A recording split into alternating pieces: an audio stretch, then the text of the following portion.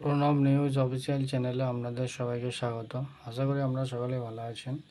আজ একটি আপডেট দেওয়ার জন্য ভিডিওতে এলাম। তার আগে বলি, যারা চ্যানেলটি প্রথম দেখছেন আপনারা প্রত্যেকেই লাইক, শেয়ার, কমেন্ট ও সাবস্ক্রাইব করবেন। আর যারা চ্যানেলটি দীর্ঘদিন দেখছেন কিন্তু লাইক শেয়ার করেননি, আপনারা প্রত্যেকে লাইক, শেয়ার, কমেন্ট ও সাবস্ক্রাইব করে চ্যানেলটির পাশে থাকবেন।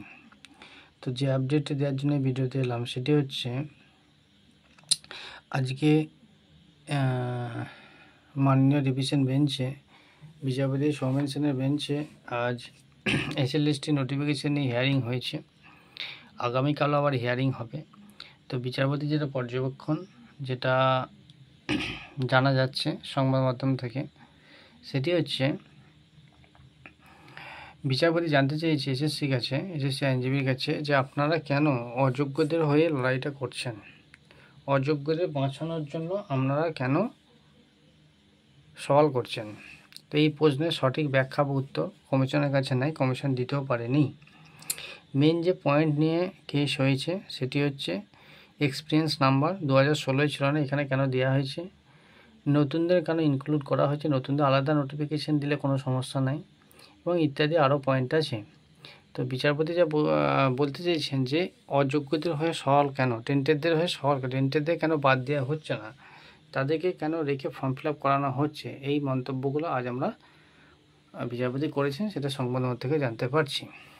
কিন্তু কথা হচ্ছে আগামীকাল আবার হিয়ারিং আছে এইটা নিয়ে। তো কথা হচ্ছে এই হিয়ারিং চলতে থাকবে, হিয়ারিং হবে, সিঙ্গেল ডিভিশন, আবার সুপ্রিম।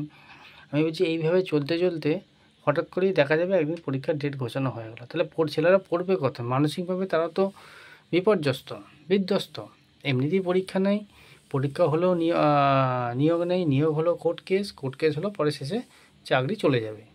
তারপর যদি একটাই বেরোলো শিবরাত্রির সলতে, তাও নোটিফিকেশান থেকেই কেস এখনও চলছে, কোথায় শেষ হবে কেউ জানে না।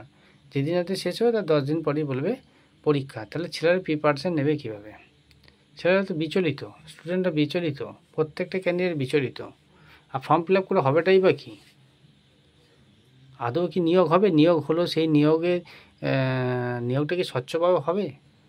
কারণ সেই তো দুর্নীতিযুক্ত কমিশন, সেই একই সরকার, একই কমিশন, একই চেয়ারম্যান, তাহলে কার উপর ভরসা করা যাবে? এখানে যদি কোর্ট মনিটরিং হয় তাহলে বিষয়টা অনেকটাই স্বচ্ছ হবে, এটাকে আমরা বলতে পারি।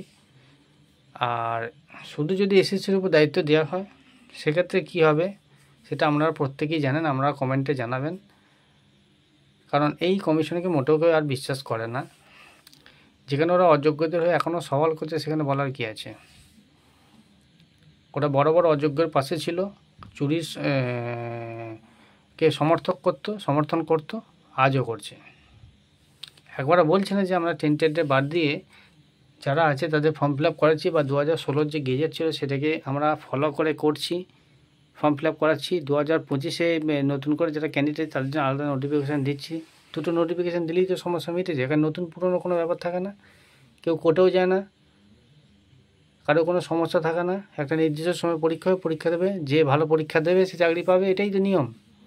অ্যাকচুয়ালি এই সরকার তথা কমিশন চায় না যে নিয়োগটা হোক, আর নিয়োগটা হলেও কোর্টে আটকে থাকুক, আর কোর্ট থেকে কোনো রকমের ছাড়পত্র পেলে পরবর্তীকালে আবার কোর্টে যাবে, দিয়ে সেটা চাকরি চলে যাবে। এটা বুঝতে হবে, প্রত্যেককে শিক্ষিত, যোগ্য। এই কমিশনকে মোটেও বিশ্বাস করবেন না। এরকম নির্লজ্জ কমিশন এর আগে কোনোদিন কেউ দেখেনি, এই প্রথম। এতটা নির্লজ্জ কেউ দেখেনি। দুর্নীতি কাকে বলে এদের কাছ থেকে শিখতে হবে। এই যে পরীক্ষা হবে, সেই পরীক্ষায় যে দুর্নীতি হবে না, তার কি প্রমাণ আছে যদি শুধু এসএসসির উপর দায়িত্ব দেওয়া হয়? ওরা এখনও কোর্টে দাঁড়িয়ে অযোগ্যদেরও সওয়াল করছে। তাই বিষয়টা বুঝুন, বোঝার চেষ্টা করুন। আর আগামীকাল হিয়ারিং আছে, দেখা যাক হিয়ারিংতে কী তথ্য উঠে আসে। বিস্তারিত আপডেট আপনাদের আবার আগামীকাল দেওয়া হবে। ধন্যবাদ।